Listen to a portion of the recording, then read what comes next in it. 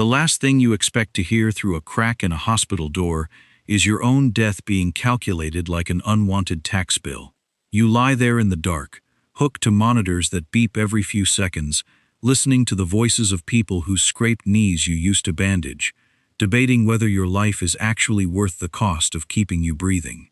Welcome to Dad's Pure Revenge. I want to thank you for taking the time to join me today. If you have ever given your heart, your time, and your hard-earned money to people who treated you like an inconvenience when you needed them most, drop a comment down below and let me know where you're listening from. Please hit that like button and subscribe to the channel. It really helps us keep sharing these stories of quiet justice. For 19 years, I thought I was part of a family. My name is Garrison Miller. I am 61 years old, and I spent 34 years working as a senior estimator for a commercial masonry company in eastern Ohio. It wasn't flashy work, but it was steady. It paid for a 4-bedroom brick colonial on 3 acres in Uniontown, allowed me to build a respectable nest egg, and gave me the ability to retire early with a solid pension and a modest investment portfolio. People often ask why a man like me didn't start a family earlier in life. The truth is simple, though it took me years to speak it without a lump in my throat. When I was 26, I married my high school sweetheart, Laura. We spent 5 quiet, beautiful years together, trying to build a future. But life had other plans. Laura was diagnosed with an aggressive autoimmune condition, and after a grueling 2-year battle, she passed away just before our 32nd birthday. We never had children. For nearly 10 years after Laura died, I poured myself into my work, my workshop, and my solitude. I wasn't looking for love. I was just surviving, brick by brick. By the time I turned 42, I had made peace with being a bachelor for the rest of my days. Then I met Evelyn. Evelyn was 36 at the time, working as an administrator at a local medical clinic. She was a warm, resilient woman, but she was carrying a heavy load. Her ex-husband had abandoned her and her 2 young boys 7 years earlier, leaving behind a trail of unpaid credit cards and back rent. When Evelyn and I married 19 years ago, when I was 42 and she was 37, her sons were 11 and 9. Derek was the older one, guarded and sharp. Connor was 9, quiet and observant. I loved Evelyn deeply, and because I loved her, I threw myself into being a real father to those 2 boys. I didn't try to force myself into their lives or demand they call me dad right away. I just showed up. I took them to Little League practice, sat with them through late-night high school algebra, paid for Derek's tuition at Ohio State, and cut the check for Connor's down payment on his first modern condo in downtown Akron. I bought them their first cars, paid off Derek's personal credit card debt when he made foolish choices in his mid-20s, and opened my workshop to them whenever they needed tools, trucks, or advice. My mistake was simple. I believed that if you love people without keeping score, they will naturally extend that same dignity to you when the night gets dark. I treated them like my own blood, assuming blood-level loyalty was a 2-way street. I never forced a contract, never asked for a promissory note, and never demanded gratitude. I just gave, believing that care creates character. That assumption held together fine as long as the sun was shining. But human nature doesn't reveal itself during the good times. It reveals itself when the floor drops out. It started on Tuesday, March 11th, at 7:42 in the morning.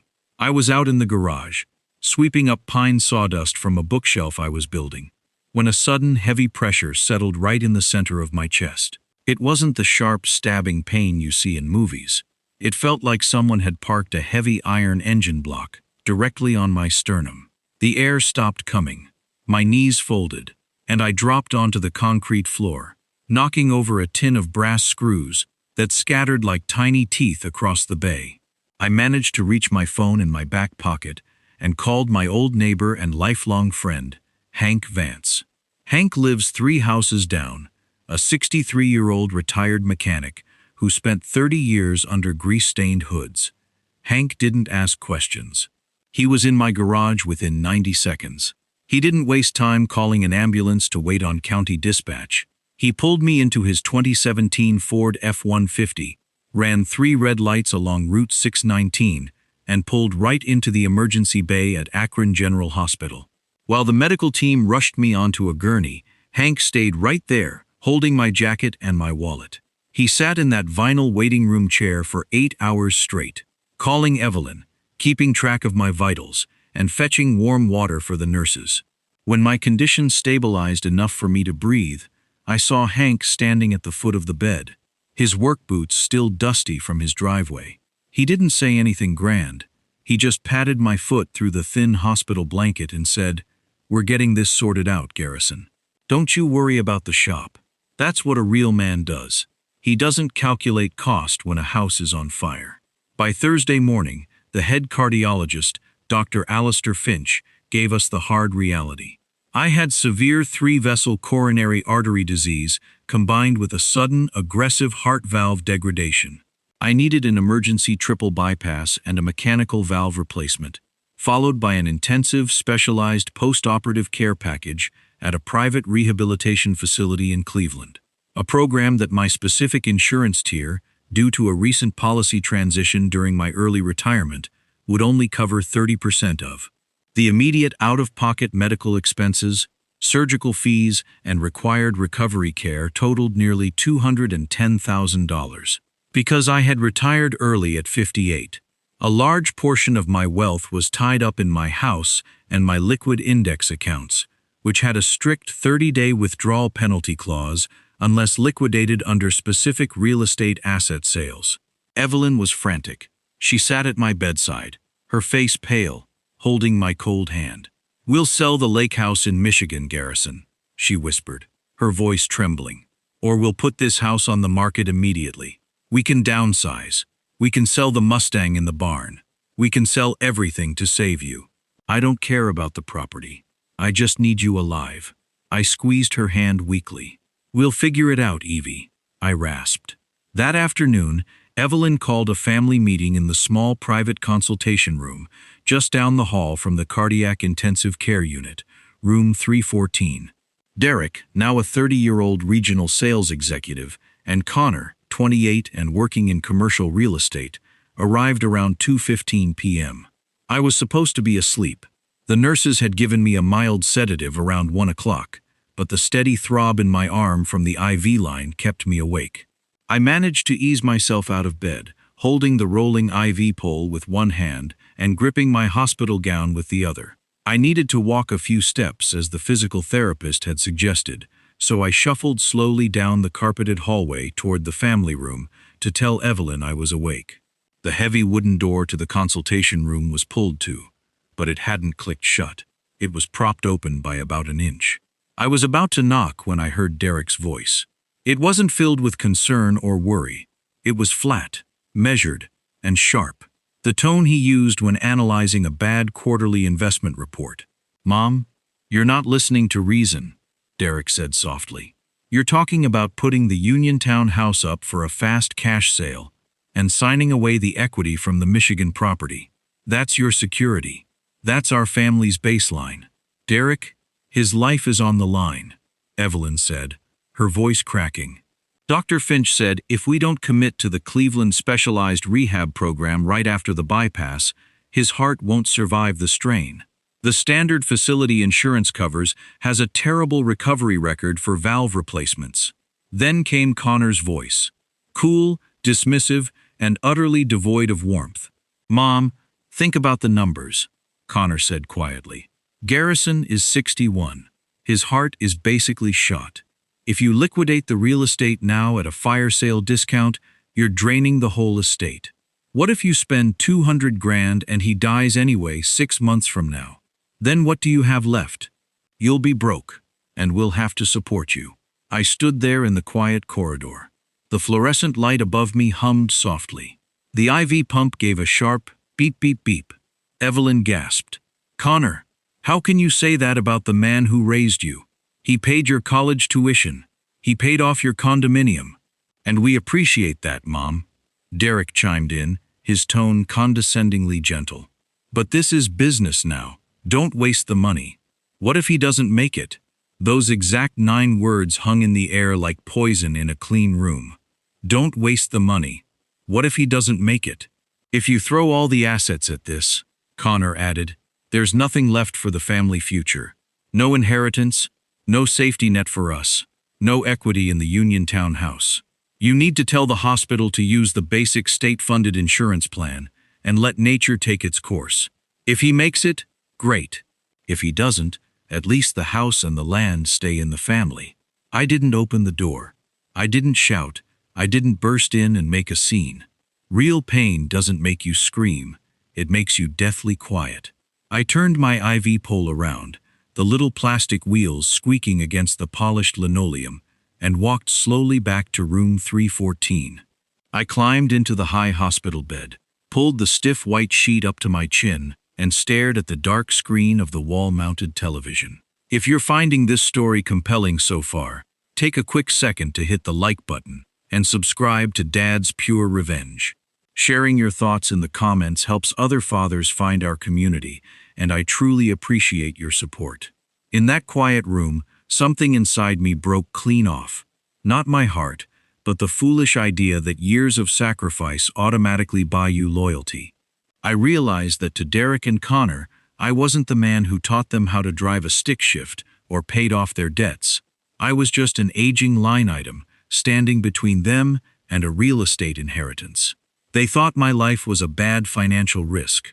Friday, March 14th, 8 a.m. The surgery was scheduled for the following Monday. That morning, while Evelyn was at home taking a shower and changing clothes, I made a private phone call. I didn't call a broker, and I didn't call my stepsons.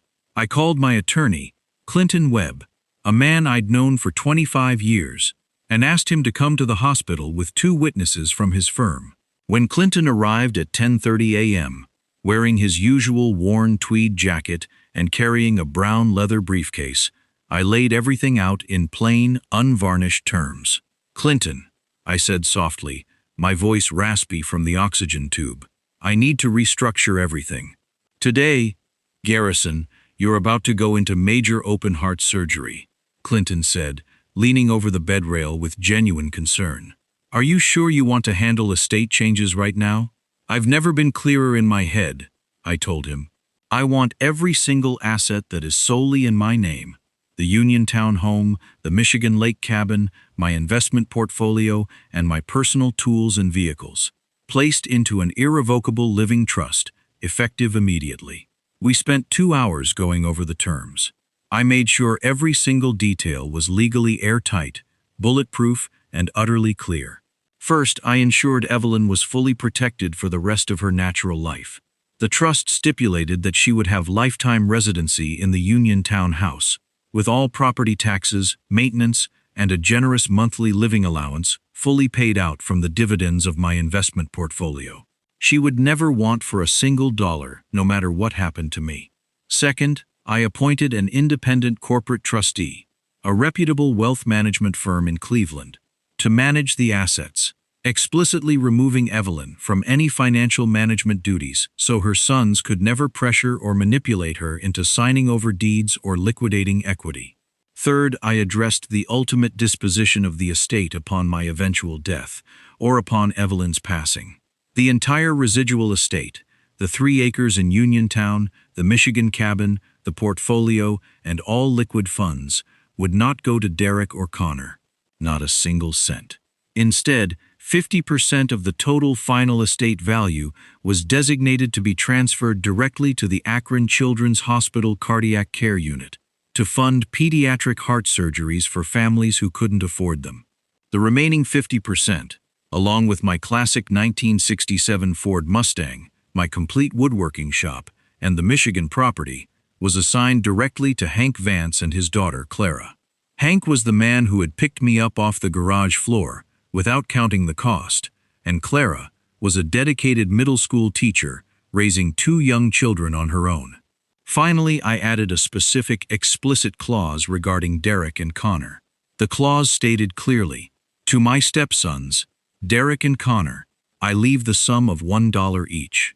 This explicit nominal bequest is not made out of oversight, but as a deliberate reflection of the exact value they placed upon my life during my hour of medical crisis. Furthermore, They are permanently barred from serving as trustees, executors, or beneficiaries of any asset held within this trust. I signed the documents with a steady hand at 1:15 p.m. on Friday afternoon, witnessed by Clinton's paralegal and a notary public. Before Clinton packed his briefcase, I held up my hand. "Clinton, one more thing. I have a personal emergency contingency fund in a high-yield liquid account, roughly $240,000, that I kept separate from the main portfolio. I want you to immediately transfer the funds necessary to pay the Cleveland private rehab facility up front for 3 full months of advanced post-bypass therapy. Direct payment from my sole account. No family signatures needed." Clinton looked at me, a quiet, knowing smile touching his eyes. "Consider it done, Garrison. You just focus on surviving Monday." Monday, March 17th. The surgery lasted 6.5 hours. Dr. Finch and his surgical team opened my chest, bypassed 3 blocked arteries, and replaced my failing valve with a mechanical one that ticked with a soft, steady rhythm. I made it. I spent 5 days in the ICU, followed by 2 weeks in the recovery wing. True to their word, the medical team transferred me directly to the Specialized Recovery Institute in Cleveland, paid in full. Evelyn stayed by my side through every painful step of physical therapy, holding my arm as I learned to walk long hallways again, my breath coming back stronger every single day. During those 4 weeks of intensive rehabilitation, Derek and Connor called Evelyn constantly, but they weren't calling to check on my heart rate. They were calling because they had noticed things changing. Derek had tried to pull a loan against the Michigan Lake property to cover a failed commercial real estate venture he had jumped into. The bank informed him that the title was no longer in my personal name and was now tied up in an irrevocable corporate trust that refused all encumbrance requests. Connor had gone to the Uniontown house to see if he could persuade his mother to put the home on the market early, claiming market conditions were peak, only to be informed by Clinton Webb's office via a formal legal letter that Evelyn held only a life estate and that no family member had legal authority to list, sell, or leverage the property. By the time I was discharged from the Cleveland facility on a crisp, clear Thursday afternoon in late April, I was walking on my own power. My skin had its color back. My lungs felt clear and deep. The ticking in my chest was strong, constant, and loud. When Hank brought his truck to pick Evelyn and me up from the facility, he helped me carry my small bag. "Shop's clean, Garrison," Hank said as he started the engine, swept the sawdust, greased the saws, put the brass screws back in the organizer. I looked out the passenger window at the greening trees along the highway. "Thanks, Hank. You don't know what that means to me." "I do," Hank said simply. Wednesday, May 7th, 6:30 p.m. I was sitting on the back porch of our Uniontown house, holding a warm cup of decaf tea, listening to the birds in the maple trees. The evening air was fresh and cool. Evelyn was inside making dinner. A sleek black Audi pulled up the gravel driveway, followed closely by a late-model BMW. Derek and Connor got out. They didn't walk with their usual confident, effortless posture. Their shoulders were tight. Derek carried a thick leather folder under his arm. They walked up the porch steps. I didn't stand up. I just sat in my cedar rocking chair, taking a slow sip of tea, watching them. "Garrison," Derek began, forcing a tight, practiced smile that didn't reach his eyes. "You're looking remarkably well. The recovery seems to have gone great." "It did, Derek," I said calmly. "The heart is pumping just fine." Connor stepped forward, dropping all pretense of pleasantry. "Garrison, we need to talk about what happened with the estate papers while you were in the hospital. Mom showed us the legal notice from Webb's law firm. We think there's been a massive misunderstanding. You were on heavy narcotics and sedatives when those trust documents were executed." "I was fully coherent, Connor," I said, my voice steady and quiet. Clinton Webb brought a medical evaluation form, signed by the floor neurologist before I signed a single page. Derek took a breath, trying to adopt a soft, persuasive tone. "Garrison, look, we're your family. We were just trying to protect Mom's financial future when you were sick. We didn't know what the outcome was going to be. Real estate market values are volatile right now, and we were worried about Mom being left with massive debts. You have to see it from our perspective. I set my teacup down on the small side table. The ceramic made a sharp clink against the wood. Your perspective? I asked softly. I leaned forward, looking Derek directly in the eye, then turned my gaze to Connor. On Thursday, March 13th, at 2:20 in the afternoon, I walked down the hall of the Siku holding an IV pole, I said. My voice wasn't raised. I didn't shout. I didn't slam my hand on the armrest. The calm in my tone was far heavier than anger could ever be. I was standing right outside the consultation room door. The door was open an inch. Both of them froze. The color drained out of Derek's face so fast it looked like he'd been struck. Connor swallowed hard, his eyes darting toward the driveway. I heard you, Connor, I continued, keeping my eyes fixed on him. I heard you tell your mother not to waste the money. I heard you ask her, what if he doesn't make it? Silence fell over the porch. The only sound was the wind rustling the leaves in the yard and the quiet, rhythmic tick-tick-tick of my mechanical heart valve inside my chest. Connor opened his mouth, but no words came out. Derek reached up and pulled at his collar, his face turning an embarrassed, blotchy red. You weren't worried about your mother's future, I said, every word crisp and clear. You were worried about your inheritance. You calculated my life against the equity in this house and decided I wasn't worth the investment. You thought I was going to die in that bed, so you tried to cut off my chance at recovery before the surgeons even opened my chest. Garrison, Derek stammered, his voice trembling now. We were under a lot of stress. It was a chaotic day. We didn't mean. You meant every word, I interrupted quietly. And that's fine. A man learns who people are when the storm hits. But here's how things stand now. I stood up from the rocking chair. I stood tall, full height, looking down at both of them. This house, the lake property, and every dollar in my portfolio are locked in an irrevocable trust, I said.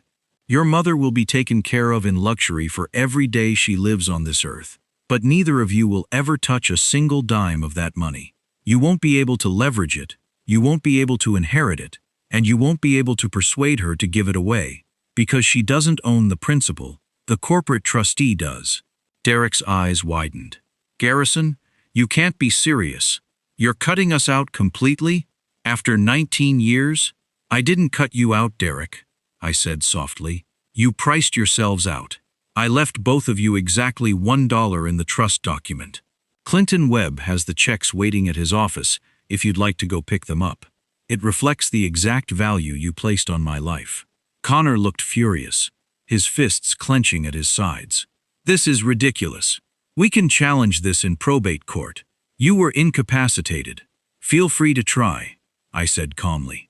Clinton has the neurologist's signed competency evaluation, 3 independent witness affidavits, and the hospital security footage of me walking down the hall on my own feet 30 minutes before the signing. You'll spend $50,000 on legal fees, just to have a judge dismiss your petition in 10 minutes. Derek looked at Connor, then back at me.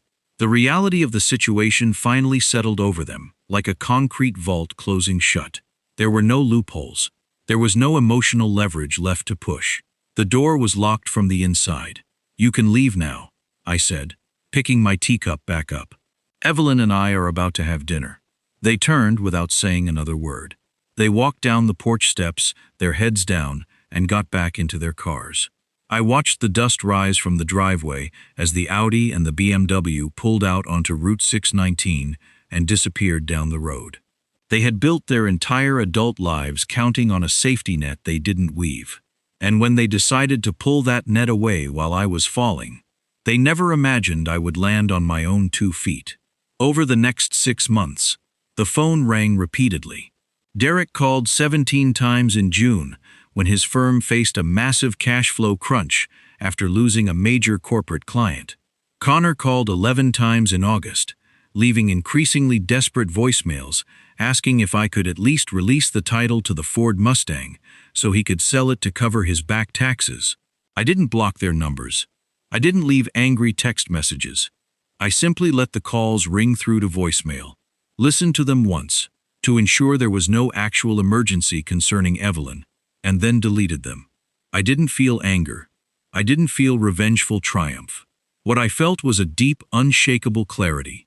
Sometimes, the greatest lesson life gives you isn't how to hold on to people, but learning when to finally let go. You cannot force character into men who measure love in square footage and bank balances. If this story resonated with you, please consider giving the video a like and subscribing to Dad's Pure Revenge. Sharing your thoughts in the comments helps our community grow, and I would love to hear your own stories of overcoming betrayal and finding strength. Thank you for listening, and remember to always protect your heart, in every sense of the word.